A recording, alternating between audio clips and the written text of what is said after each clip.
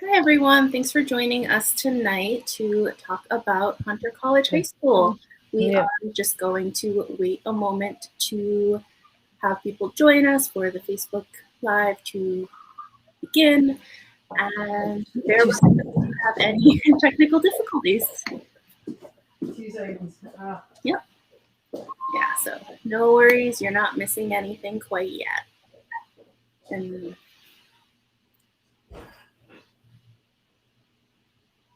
just refreshing our Facebook page to make sure it's all good on that end.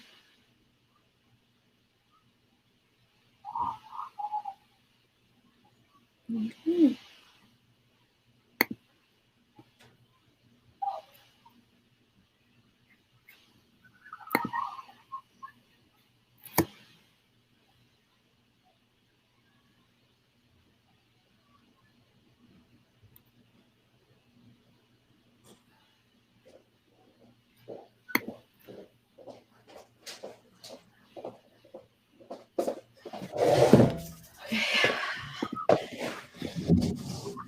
Sorry, I had to close the door in the back because there's a dog that was barking.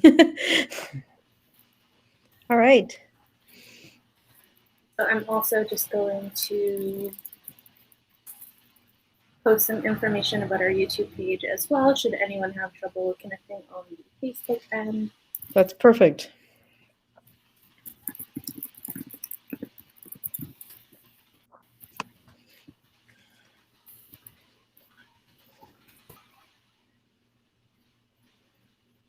So, let's see. Refresh one more time.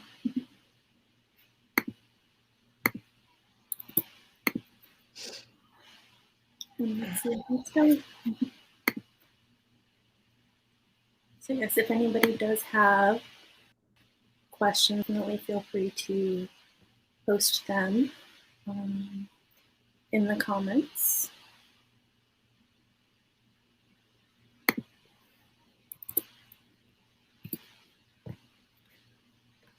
And we will be happy to answer them. It looks like I'm unable to post the link.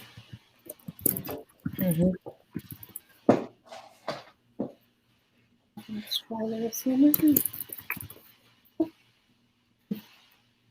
Go technology. Okay.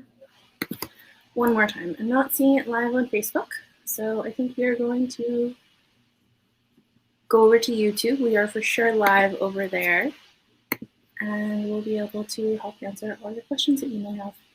It says set up live video.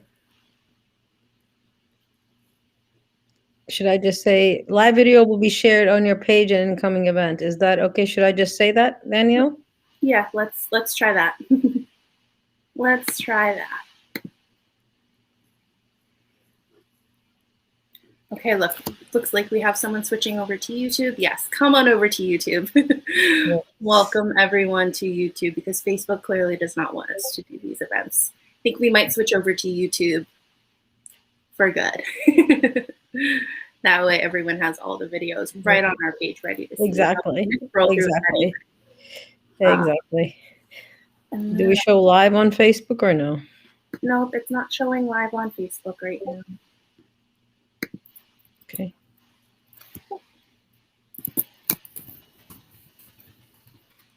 Right. I'll get started. It says use stream key. Okay. Yep. Stream setup is there. Okay. So now let me go set up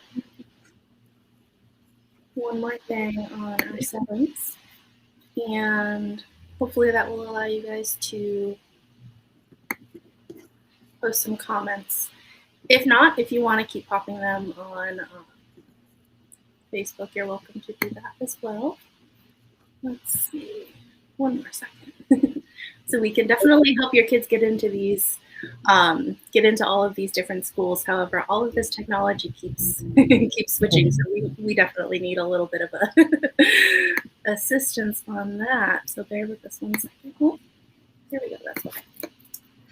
Dashboard options. Okay. Stream setup. see. Well, it's a learning moment for everyone. So thank you for those of you who have joined us over on YouTube.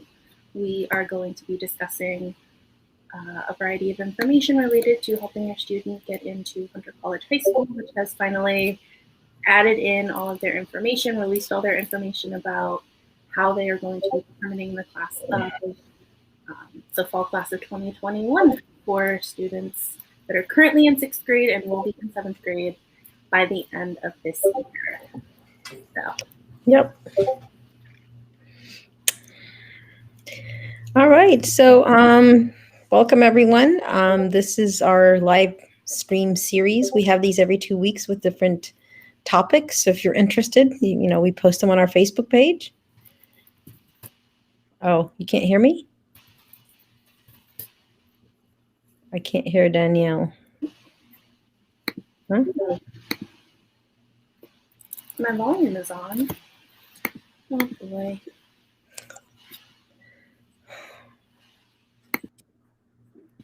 Okay. How about now? Is anyone having issues hearing me now?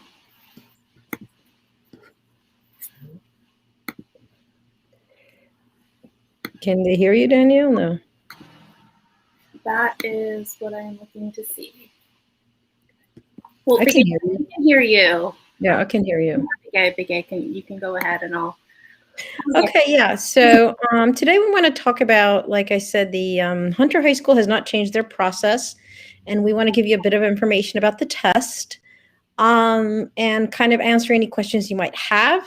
A few things, you can go to our webpage. We have a lot of information about the Hunter High School test there. It's www.bright-kids.com. If you need anything, you can always send us an email at info@brightkidsnyc.com. Also, I think Danielle's going to post it, but you can schedule a 15-minute free consultation with me if you have any questions. So there we're here to help you with everything related to Hunter and anything else you might need. So I'm just going to go ahead and get into what Hunter is and what you need to know about it. I know the test is like about a month away, so I'm sure you guys are all anxious to find out. It's basically Hunter is a top high school in the country. It's it's actually state funded. There's no tuition. It's not a part of the Department of Education. Instead, it's part of New York State. And I think that's one of the reasons they've been able to maintain the test and their current structure. This is the last point of entry for Hunter. It starts, as you guys know, in elementary school, and then it adds a class in 7th grade, which you have to take this test to qualify for. So this year, they did not change the process, just delayed the test. Entry requirements are basically the exam is on Wednesday, June 23rd. It's only for current 6th graders. Eligibility for 2021 class, they said, if you're in this call, I'm assuming you've checked this, but it's for 4th grade Common Core scores. So it's taken in 2019. I think the cutoff for the ELA is 626 and math 628. So, and those students, if let's say you're coming from another school or you're from a private school, you need 90th percentile scores in the following tests: reading comprehension and math, ERB, CTP5, Stanford Achievement Test, Terra Nova, and Iowa Taste of Basic Skills. This year, there's no qualifying store, no Hunter test, no exceptions. So they're not going to say, oh, you had COVID or this thing. It's basically, they're very strict. So the deadline to submit the application is June 16th. On the other hand, I have heard people have gotten notices that they are qualified to take the test. So, just make sure you check everything and that you can actually do it. The online system actually closes at 4 p.m. that day. So there are no paper applications. So make sure, I would just go ahead and do it now. I wouldn't wait until the last day unless you need a score or you need something. Hunter, both at the elementary and the high school level, are very strict. Like 4 p.m. is 4 p.m. Also, admission offers, they said they'll be mailed to candidates in early July. So it looks like they're going to go through this process pretty fast. Hunter test is overall just as a just a very challenging test.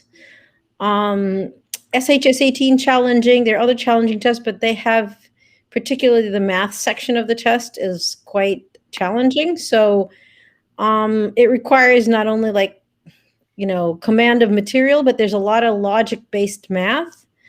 And also you don't have that much time. And it's kids really need to have their fundamentals before they can do anything. Does that make sense? Yeah. You want to continue? Okay, you can hear you now? Can everyone hear you? No? I think so. I went in, made all the setting updates. I'm going to introduce Danielle. Danielle's been working with me for 8 years. We know these tests inside out, so she can also help you if you have any questions. We know these tests, the tech is a little bit more troublesome now. Right, and she can tell you a little bit about the math and the ELA sections of the test because she spent an extensive amount of time learning about them, creating the curriculum for them, creating the questions. So she's master at it. It is something that is, in a way, you may think your students are ready to take it just from doing their regular schoolwork, but they really try to throw curveballs at your students. It's not necessarily straightforward reading or straightforward computations. There's a lot of making sure they're understanding what they're reading while they're taking this exam and then performing those different steps. So it might be a straightforward word problem, but then it says, actually, no, we only want half of that amount. Or just really understanding a lot of the vocabulary for your student is the biggest thing I would say that you can do for your kids leading into this. With the critical reading section, it is not necessarily just straightforward nonfiction passages and literature passages. If anything, the passages read a little bit more akin to how you might encounter various articles from the New Yorker. We've used articles like that in the past in our group classes to give students a little bit more kind of real world examples about what they're going to be reading and also what they're going to be writing about. Vocabulary plays a huge role in the reading and the math sections. So if your student is reading a lot of books, if they're reading above grade level, you definitely want to make sure they're understanding all the words that they're encountering in what they're reading, because the passages that they're going to be seeing in Hunter, they're going to ask questions about finding kind of synonyms for these words within the context of the passage. And it may be a passage that's above grade level, absolutely, and a word that they may not have encountered before, but how can they break that down, break down that definition within the context of what they've read? So going a bit further back in the passage to kind of understand the tone of the passage that they're reading before getting into all of these different terms that they may not have encountered before.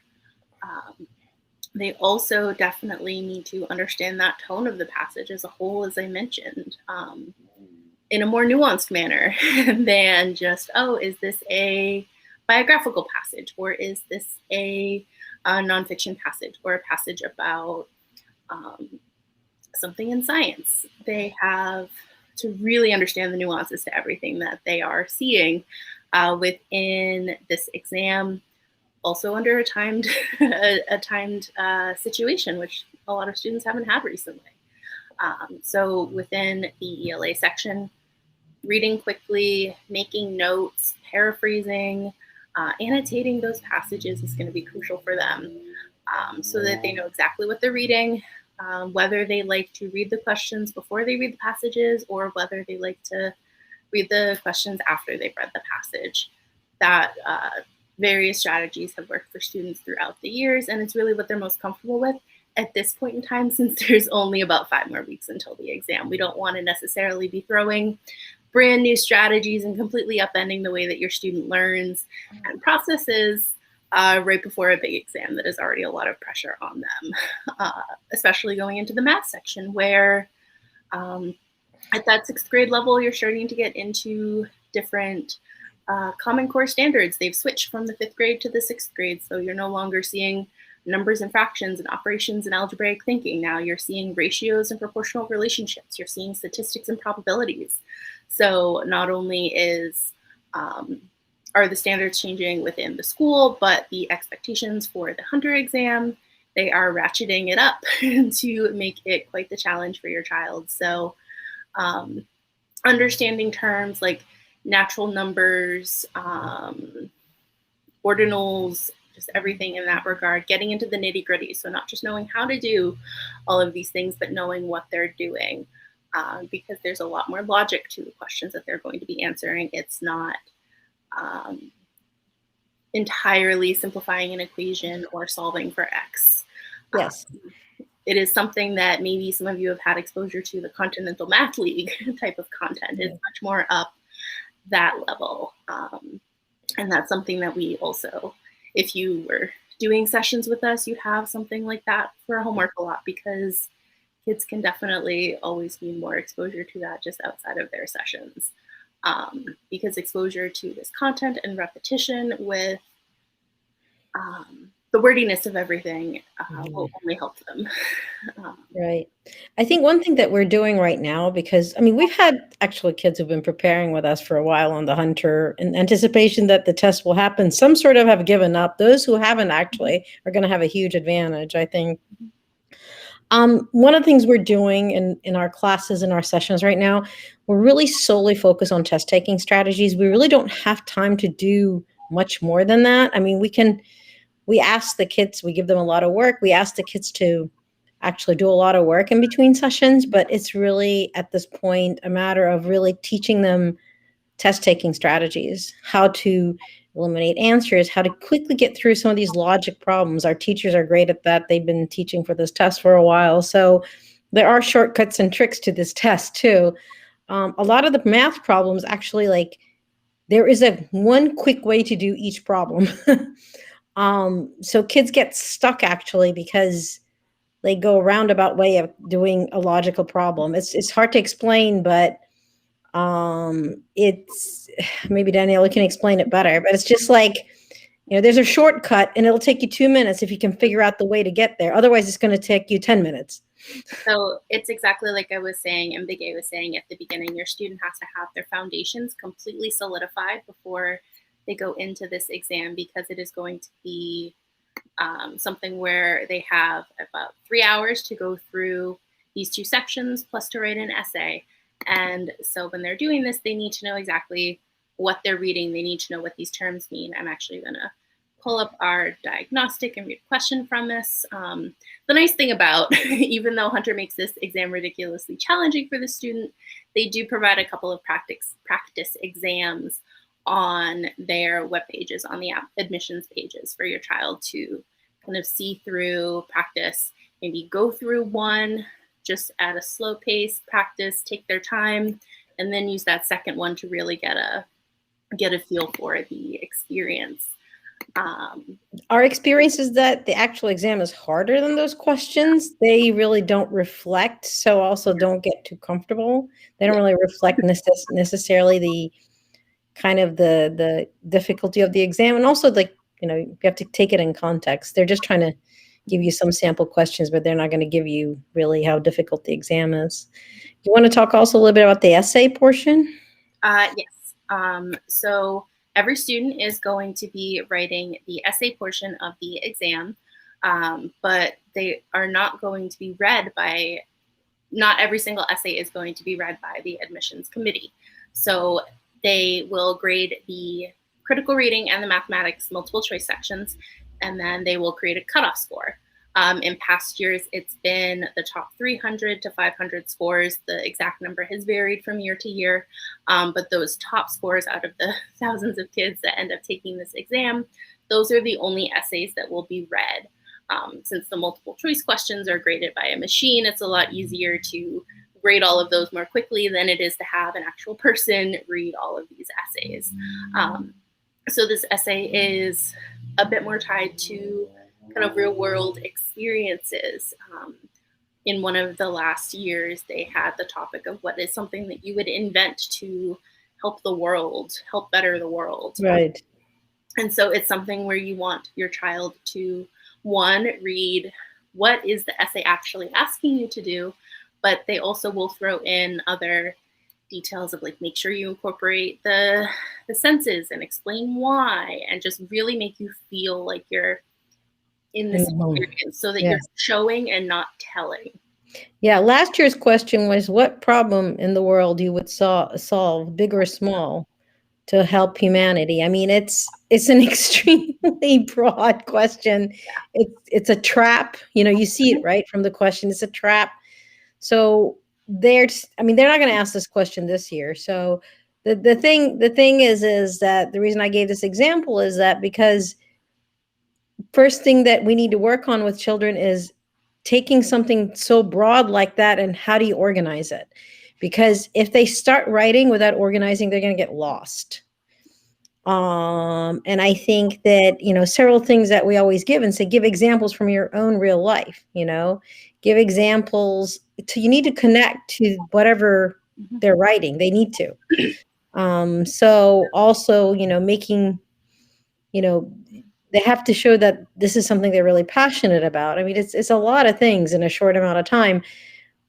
But from what I've heard and over the years is that it doesn't have to be that creative, actually. It just has to be well written and structured and organized. That's what they're really looking for. It doesn't have to be kind of, out of this world, crazy stuff. Like, I think what they're trying to see is, can they want to see what the child is interested in, but they want to see if they can take something like that and turn it into something that's very kind of tangible.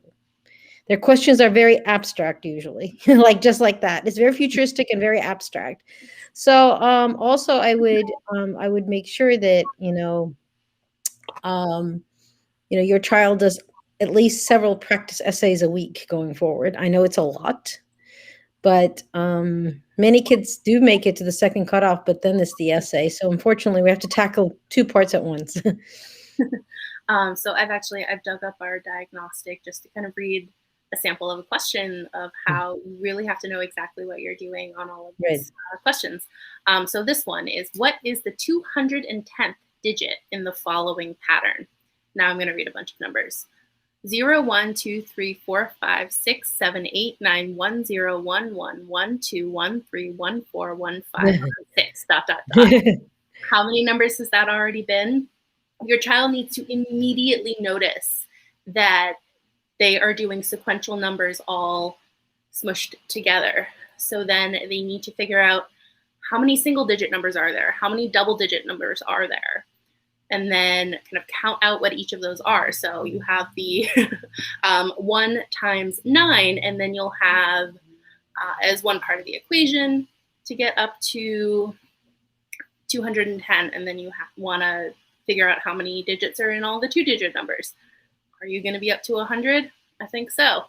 So kind of guessing in and around that, it's something that you have to know exactly how you're going to tackle it before you go into it. And there are, like Bige said, very oftentimes one perfect way that will get you there, but there are sometimes ways that students can get there in a roundabout fashion that will still help them, but are not as beneficial in a time crunch. Even other word problems. Claire's Candy Store sells gumballs. The first 3 gumballs a customer buys cost 22 cents each. Every gumball a customer buys thereafter costs 14 cents. If Francie has $4 to spend on gumballs, how many gumballs can she buy from Claire's Candy Store? You have to know you're setting up an equation. Right. $4 equals X, 3 times 22 plus X times 0.14. Right. And then solve for that. So you need to know exactly what each part of the equation is going to. A lot of the other exams, like even SHSAT, is about what you know in math, and can you directly demonstrate in a test what you know?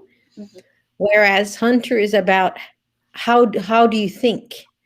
These are very, as you can see, these questions don't require anything fantastic in terms of, math skills, they're not asking you to, measure the angle and do any of that stuff, but they're asking very logical questions that if you can teach your child to think in a certain way, they can get it right without much effort. But if you don't know how to solve this, especially those series questions, and there are quite a few of them, yes, I'm looking at it and I'm like, oh goodness, there's so many. Yeah, your child's going to see this and go, oh my God. I mean, if you try to do this without the shortcut, it's going to take you 10 minutes if you have to write everything out and you don't have that kind of time.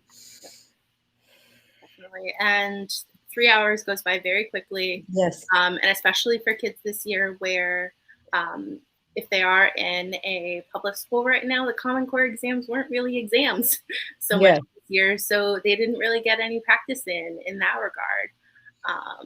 So working through all of these is going to be a bit more of a challenge for kids this year, getting back into the specific rigidity that they're not used to anymore. Even the SHSAT scores were remarkably lower this year. I think the cutoffs were lower for most of the schools. Even STI was like 20 points less. I think just kids just didn't have the same rigor, and I think it's going to show in many fronts. I mean, why shouldn't it show in a standardized test, you know? So I'm just hoping that if any of you would push a little harder, maybe, you know, you'll have a better shot at it. Yes, it's something that kids can definitely do and do well. It's just a matter of having that confidence and that not second guessing yourself. Yes, I would say. Learning to skip over questions because, you know, also each question is weighted the same. You know, not getting stuck and trying to and have some market and, you know, get back to it if you have time, because, you know, you can do, if you can do 3 questions in 6 minutes rather than trying to spend 6 minutes on one question, you know, then you're better off. Definitely. And then the essay is also something that it may not take you as long to do as multiple choice questions, or it may take you longer. So your student needs to go in knowing in which order they want to tackle these questions. They are provided the entire exam all at once. So the child can start with the critical reading, or they can start with the math, or they can start with the essay. It's entirely up to them and how they feel the most comfortable. We've told kids in the past, as a way that has worked for them, start with what you find the most challenging so that you can tackle that while you are still all there, before you are tired, before your nerves have really kicked in very much after what you've seen, so that you can get the hardest bit out of the way first and then end on a high note with something that you know you can do well in, especially if there isn't quite as much time left as you would want. This way you're not leaving so many questions blank at the end. Ideally, you don't want to leave any blank since there's no penalty for guessing. But here and there, a child may leave a question blank. But going in and just filling in an answer choice at the end when you have 5 minutes left can't hurt. But it always feels good to end on something that you feel confident in content-wise. Yep. Okay. Are there any questions that parents have right now about content regarding this exam, or things that we've seen in the past? I'm checking on both areas just in case. But yes, no, this is an exam that we're glad that we finally have the information from the school that it's going to happen this year. But we can definitely understand how it is nerve-wracking for you and your students to go into this with so little notice.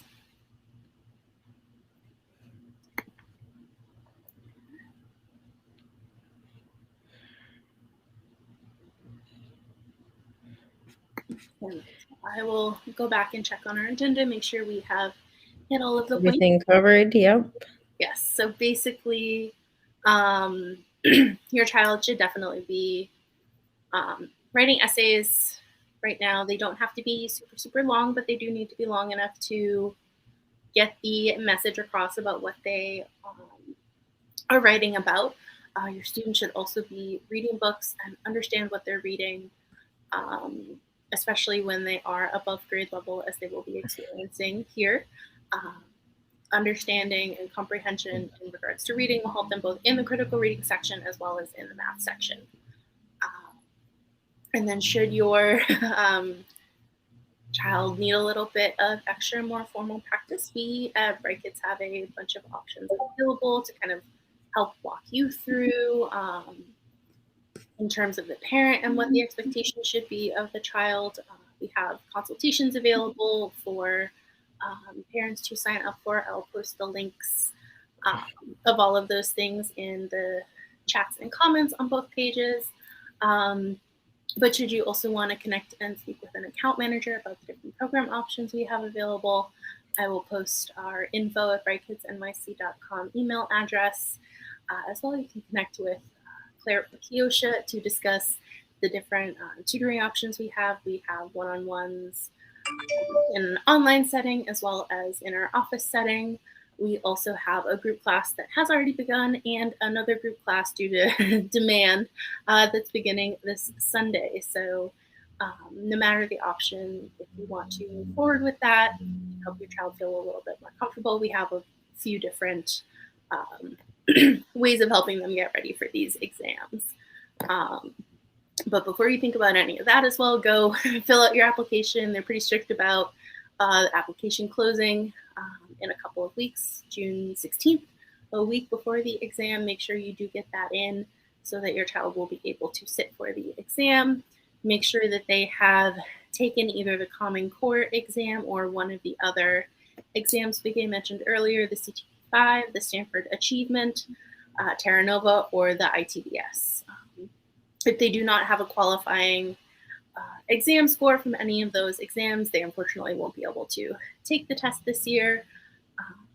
And Hunter is being very strict with that as well, just because they have a lot of work to do in a very short period of time to get all of these admissions decisions out to parents by July.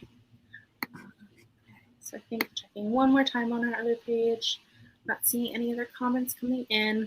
I know it was a lot of information all at once, but again, should parents have any further questions for us, I'm about to post a bunch of links for you related to Bright Kids, related to Hunter, so that you can hopefully parse through some of this and we can help you out with